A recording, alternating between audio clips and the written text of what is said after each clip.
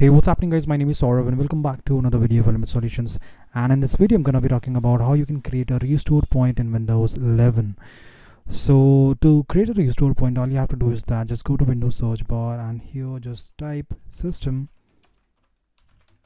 restore, and here we have option to create a restore point. Just click on it, and here we have to go on the system protection, and here we have to choose the drive. So whenever we're choosing the drive, make sure that the protection is on.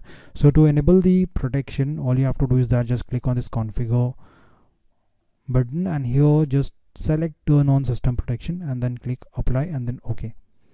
And once it is done, just choose the available drivers and then click on create for what you would like to create a system restore point.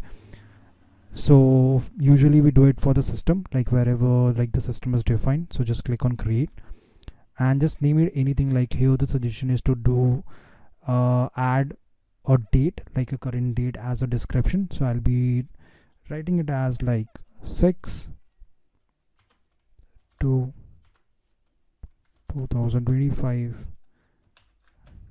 with backup, and just click on create. And this will take a while to create a restore point.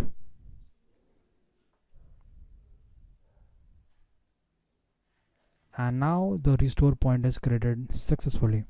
So in order to restore it, just click on system restore, click on next, and here you can see that we have the restore point that whatever we have created. So this is how you can create a restore point, guys. So that's it for today, guys. I hope this video was helpful to you. So do not forget to like, subscribe, and also review, and I'll catch you guys in the next video. Bye bye.